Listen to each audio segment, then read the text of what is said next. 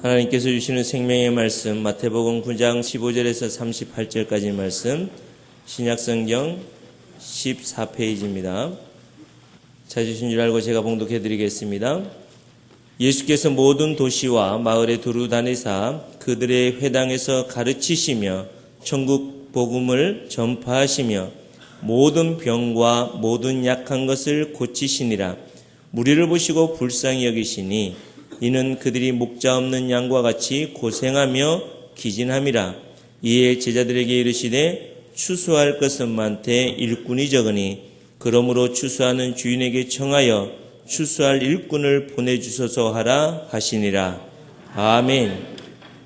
오늘 아침에는 추수할 일꾼을 찾았습니다. 이런 제목으로 말씀을 전가하고자 합니다.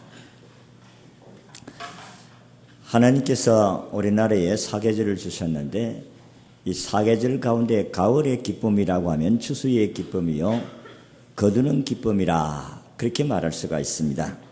물론 봄에도 여름에도 우리가 거두는 과일들이 있습니다만은 그러나 여름 봄에 거두는 과일들은 잘 저장이 되지 않습니다.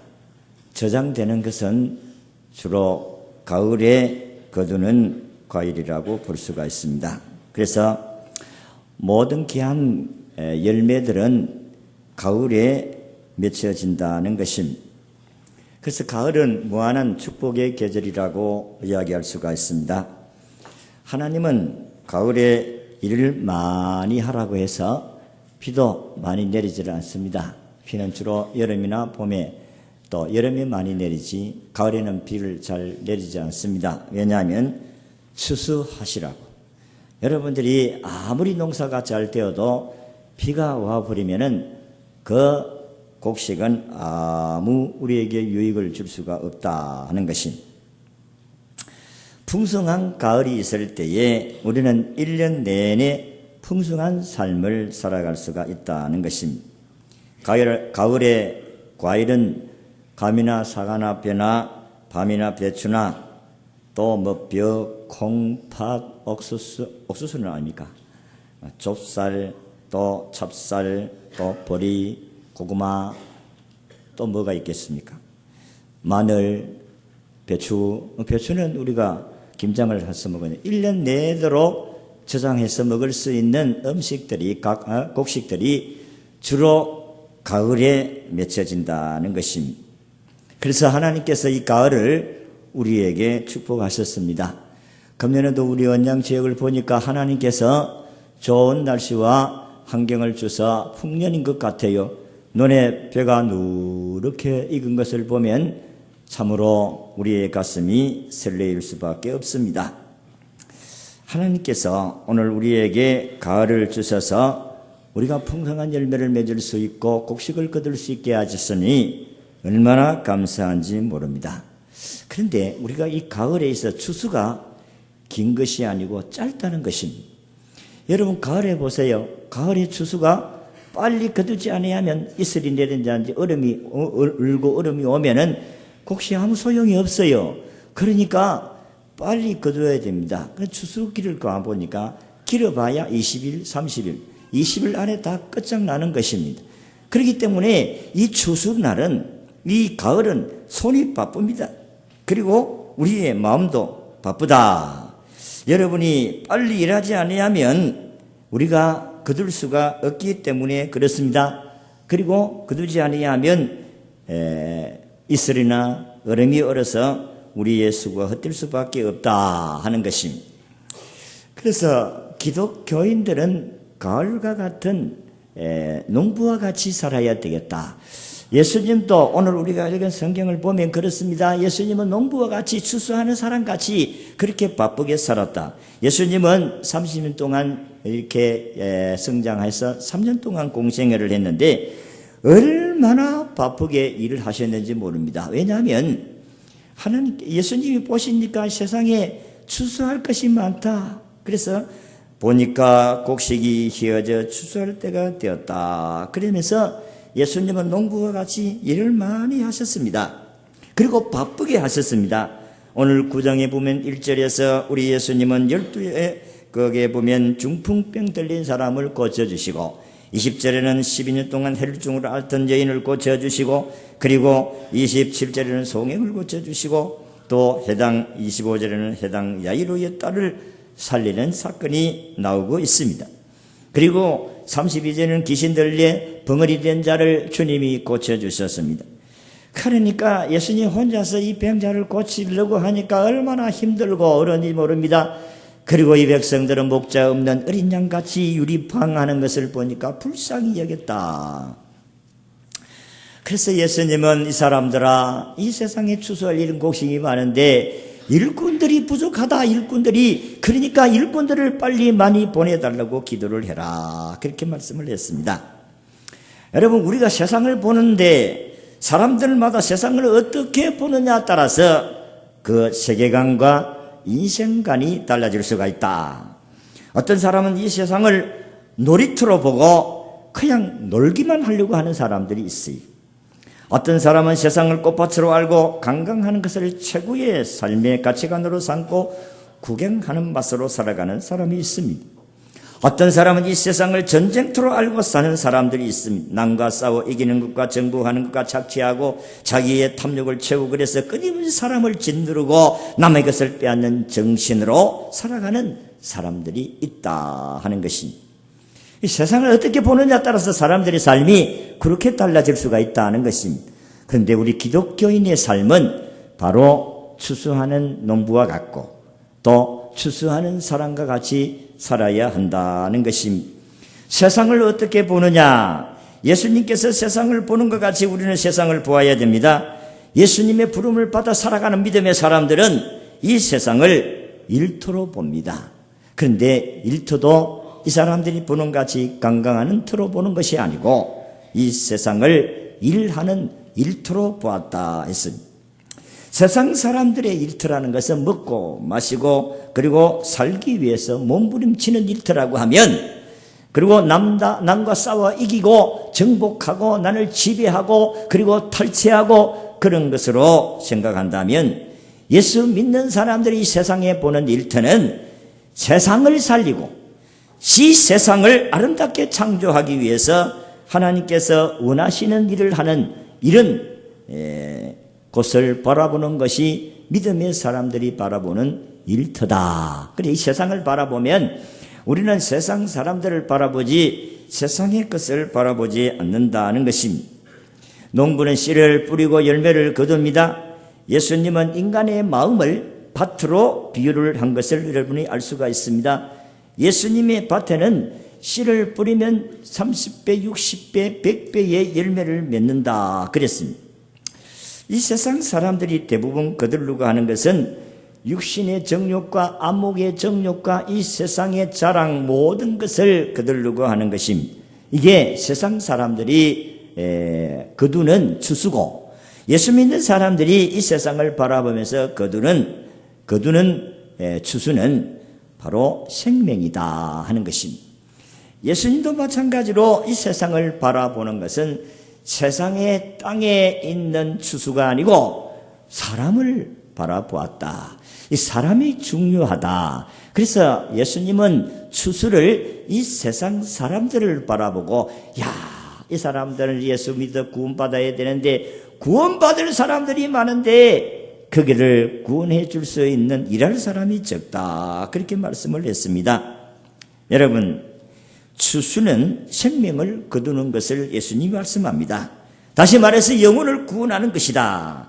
많은 사람들은 돈을 번다든지 명예를 얻는다든지 유익을 얻는 것을 추수라 그렇게 이야기하지만은 성공이라고 하지만은 농사 짓는 사람도 곡식을 거두는 것을 추수라고 하지만은 예수님이 바라보는 추수라는 것은 한마디로 말해서 생명을 살리는 일이다. 생명을 거두어 드리는 일이다. 다시 말해서 구원을 얻게 하는 일이다 하는 것입니다. 그래서 오늘 아침에 우리가 읽은 성경을 통해서 예수님이 세상을 바라보면서 우리에게 말씀하시는 주님의 외침을 듣고자 합니다. 예수님이 세상을 바라보면서 우리를 향하여서 외치는 음성이 어떤 음성입니까? 어떤 말씀이냐? 첫째는 따라합시다. 세상에는 추수할 것이 많다. 예수님이 세상을 바라보는 눈은 세상 사람들이 다 구원을 받아야 할 것이다 하는 그런 관점에서 세상을 바라보고 있습니다. 구원을 받아야 한다는 것입니다. 우리가 세상에서 소유를 많이 가지고 높은 지위에 오르는 것도 물론 중요한 부분들 가운데 한 가지는, 그러나 그보다 더 중요한 것은 이 사람들이 구원을 받아야 한다는 것입니다.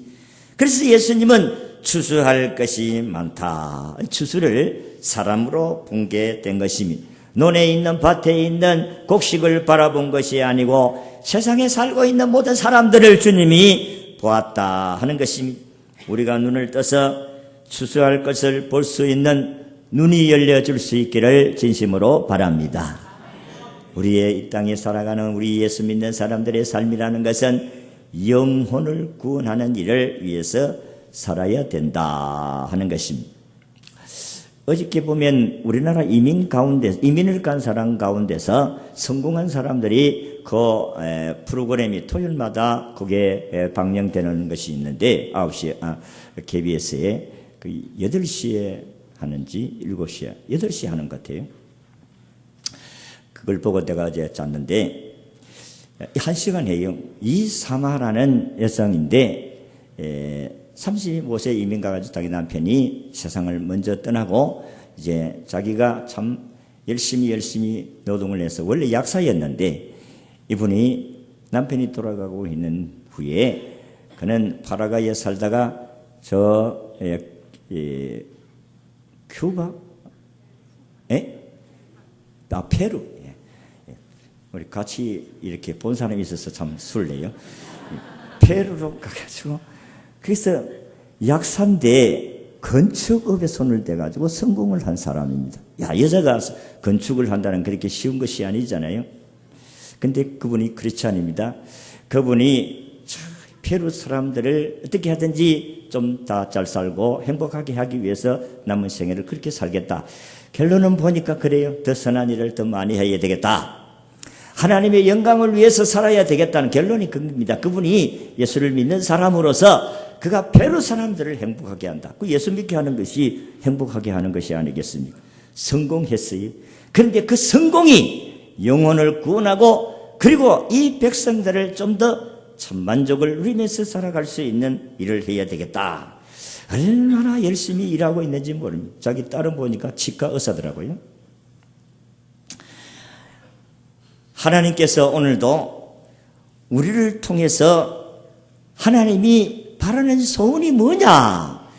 영혼을 살리는 일이다 하는 것입니다. 예수님도 보세요. 예수님이 이 땅에 와가지고 우리를 죽으셨는데 살아계실 때 그가 전도를 했습니다. 수가성에 갔을 때 한 여인이 물을 길러 오셨습니다. 그리고 전도를 했어요. 이 물을 먹는 자마다 딱 목마르니와 내가 주는 물을 먹는 사람은 영원히 목마르지 아니하리라. 그리고 내가 주는 물을 먹는 사람은 그 마음속에 영생하도록 솟는 샘물이 되리라. 그렇게 말씀을 하셨습니다. 예수님 물을 가지고 전도를 했어요. 그 여인이 예수님의 말씀을 듣고 이분은 우리 민족이 기다리는 메시아구나. 나의 과거를 알고 내 인생의 미래까지 아는 것을 보니 이는 분명히 선지자구나. 물동이를 버려두고 그런 동네에 가서 내가 메시아를 만났다고 했을 때 수많은 사람들이 구름대같이 예수님께로 몰려왔습니다. 그때 마침 마을에 먹을 것을 구하려 갔던 제자들이 와서 음식을 가지고 주님 음식을 잡수세요. 우리가 구해왔습니다. 그렇게 말씀했을 때 예수님께서 하시는 말씀이 내가 먹는 음식은 다르다. 너희가 알지 못하는 먹을 양식이 나에게 있다. 그렇게 말씀을 했습니다. 그래서 제자들은 누가 음식을 갖다 주었는가 그렇게 생각을 했는데 예수님이 하시는 말씀은 나의 양식은 나를 보내신 이의 뜻을 행하며 그 일을 온전히 이루는 이것이니라. 그렇게 말씀을 했습니다. 예수님의 양식은 하나님의 뜻을 이루는 것이 자기의 하나의 양식이라 그랬습니다. 그러면서 하시는 말씀이 너희가 넉 달이 지나야 추수할 때가 이르겠다 하지 아니하였느냐. 내가 너희에게 이르노니 눈을 들어 밭을 보라 휘어져 추수하게 되었도다. 오늘 우리가 읽은 말씀에 그렇게 기록을 하고 있습니다. 예수님께서 추수할 곡식이 많다 이러니까 아이고 주님 이 밭에 지금 곡식이 이제 파릇파릇 바다 잎이 돋아나는데 이게 무슨 추수할 곡식입니까? 이게 넉 달이 지나야 4개월이 지나야 이게 열매를 맺고 그리고 수확을 할 수 있는데 주님이 뭘 그렇게 볼 수 없습니까? 주님이 생명입니까? 보세요.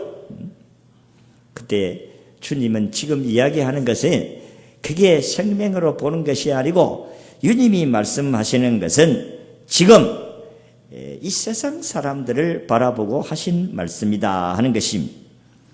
주님은 사람을 귀하게 여기십니다. 주님은 언제나 사람을 보시고 이야기하시지 세상의 것을 가지고 이야기한 것은 없습니다. 물론 예수님이 구원을 얻게 하기 위한 매체로서 세상의 것을 공중의 새를 바라보라, 들의 백합을 바라보라, 그것은 사람을 구원하기 위한 하나님이 하나의 비유로서 말씀을 하신 것이지 예수님은 항상 사람을 귀하게 여기시고 말씀을 하셨다는 것입니다. 그래서 하나님 가장 원하시는 것은 영혼의 열매입니다. 예수 믿어 구원받고 천국 가는 것이 하나님의 가장 원하는 열매다 하는 것입니다. 그래서 오늘 주님이 여러분을 향하여서 말씀합니다. 세상에 추수할 곡식이 많다. 다시 말해서 세상에 구원받을 사람이 많다. 그래서 열심히 가서 추수를 해야 된다고 말씀을 하고 계십니다. 두 번째는 따라합시다. 추수를 위해서 일꾼이 필요하다. 예수님께서 세상을 바라보니까 너무너무 이 사람들을 위해서 복음을 전하고 봉사하고 섬겨야 될 사람이 많은데 내가 혼자서 아침부터 밤늦게까지 해봐야 얼마나 하겠느냐. 예수님이 그렇게 말씀을 하셨습니다. 곡식이 많으면 일꾼도 많아야 됩니다. 옛날에 천석군 만석군은 얼마나 일꾼들이 많은지 모릅니다. 여러분이 넛밭이 많으면 일꾼이 많아야 됩니다. 옛날에 우리 집에도 우리 부친이 바깥에 나가 있으니까 우리 어머니가 혼자 농사를 지으니까 그 머슴을 하나 데리는데 이 머슴도 아주 못된 음성도 있고 착한 머슴도 있고 그 참 그래요. 어떤 머슴은 와가지고요 나무하러 보내놨더니 그 낯을 가지고 그 지게를 탕탕 다 부수고 도망가 버렸어요. 그런 것도 있고 어떤 사람은 참 이렇게 일하는 사람, 열심히 일하는 사람도 있고 어쨌든 일거리가 많으면 일꾼이 많이 필요한 것은 사실입니다. 예수님께서 아침부터 늦게까지 일을 하다가 보니까 밥 먹을 사이도 없었다고 성경이 말씀합니다. 눈코 뜰 사이가 없었다. 눈코는 떠야 되는데 사람들이 표현이 그만큼 바쁘다는 거예요. 눈코 못 뜨면 그건 죽는 겁니다. 그 눈코 뜰 수 일하면 안 돼요. 그러나 어떻게 하든지 열심히 일을 해야 되는데 사람이 손이 부족하니까 어쩔 수가 없는 거예요. 그래서 일꾼이 필요하다. 일꾼을 구하라. 그렇게 말씀을 했어요. 일꾼은 추수하는 사람, 전도하는 사람, 예수님이 바라본 사람들은 추수할 사람, 다시 말해 전도할 사람들, 그 사람을 주님이 찾고 계신다. 목사, 장로, 집사, 권사는 일꾼이 아닙니다. 그것은 직분입니다. 그거는 명예입니다. 그러나 참 일꾼은 생명을 살리는 일을 하는 사람이 일꾼인 줄로 믿으시기를 바랍니다. 저도 마찬가지고 저도 영혼을 살리는 일에 하나님 앞에 쓰임을 받아야 일꾼이지 생명 살리는 일에 일하지 아니하면 그건 일꾼이 아니에요. 일꾼은 사람 살리는 일에 쓰임받는 사람인 줄로 믿으시기를 바랍니다. 참 일꾼은 생명 살리는 일이에요. 한 의사의 간증입니다. 그는 개인 병원을 운영하는 분인데 하루 일과를 마치고 집에 돌아오면 항상 하는 일이 그날 진료받은 사람의 카드를 매일마다 확인하고 그날의 수입을 계산하는 일을 하는 것입니다. 이런 일을 계속하던 어느 날 그날도 어느 때와 같이 카드를 가지고 숫자를 계산하고 돈을 계산하는데 하나님께서 마음에 이런 감동을 주셨습니다. 오늘은 매일 한자의 카드나 보면서 돈이나 계산하고 내 일생을 그렇게 끝낼 것이냐? 왜 한자의 영혼을 한 번도 생각하지 않느냐? 그래도 네가 교회 집사냐? 이렇게 하나님이 말씀하시는 영음을 듣게 된 것입니다. 그는 그 순간 충격을 받고 그 자리에 무릎을 꿇었습니다. 주님 용서하소서. 내가 매일같이 육신의 병을 치료하는 의사여 돈 버는 장사꾼이었습니다. 주여 이제부터 내가 한자의 영혼을 돌아보는 의사가 되겠습니다. 그렇게 하나님께 기도하고 그 다음 날부터 정석과 한자의 병을 고쳐주고 마지막으로 이들을 위해서 기도를 해주고 그렇게 하니까 사람들이 의사가 너무 친절하고 좋다 소문이 나니까 막 환자들이 막 줄을 서가지고 오는 거예요. 그래서 그가 병원을 크게 세웠다는 그런 간증입니다. 여러분 전도는 두 가지 의미가 있는데 하나는 추수하고 하나는 뿌리는 의미가 있고 하나는 거둔다는 의미가 있습니다. 뿌린다는 것은 전도의 의미가 좀 약하고 우리 주님이 생명을 이미 씨앗을 이미 뿌렸어요. 십자가에서 죽으심으로 이미 씨를 뿌렸습니다. 그래서 요한복음 12장 24절에 말씀한 같이 예수님께서 하늘의 미래 땅에 떨어지면 죽음의 많은 열매를 맺고 하늘 그대로 있으면 그는 그 열매를 맺을 수가 없다 말씀을 하셨어요. 예수님이 하늘의 미랄이었어요. 이미 주님은 십자가에 못 박혀 죽으심으로 씨를 뿌렸어요. 이제는 구원을 얻을 수 있는 사람들이 그를 바라보면 구원을 얻을 사람이 많아요. 그래서 주님은 너희들이 추수할 곡식이 많으니까 이제 씨를 뿌려놨으니까 예수님만 이야기하면 구원받을 사람들이 많다. 그러니까 이 일을 위해서 너희들이 좀 일을 해달라고 말씀을 하십니다. 사도 바울도 이 사도행전 18장 9절에 10절의 말씀을 보면 이 사람들아 이 성중에 내 백성이 많다. 너희들이 가서 이 영혼들을 좀 구원해달라고 그렇게 말씀을 하고 있습니다. 이도성의 언약에 구원받을 사람이 많다는 것입니다. 여러분 우리 울산 지역에 예수 믿는 사람이 10%라고 하는 사람 10% 안 되는 사람도 있고 어떤 10%라고 한다면 여러분이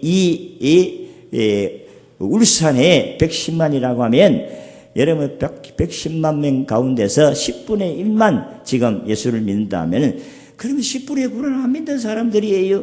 이 도성도 마찬가지입니다. 그러니까 주님이 말씀하신 대로 휘어져 추수하게 되었다. 지금 주님이 말씀하시는 것은 빨리 영혼을 구원해야 된다. 빨리 주의가 온다. 얼음이 온다. 그리고 이슬이 온다. 오기 전에 빨리 해라. 여러분 그렇지 않아요? 가을에 추수는 바쁩니다. 여러분이 언제 죽을지 몰라요. 그 사람도 언제 죽을지 몰라요. 인생의 죽음은 알지 못하는 가운데 도적같이 임하게 되어지고 예수 그리스도가 이 땅에 재림하실 때도 마찬가지로 도적같이 임하게 되어진다. 언제 임할지 모른다. 그러나 빨리 여기에 도착해 있다.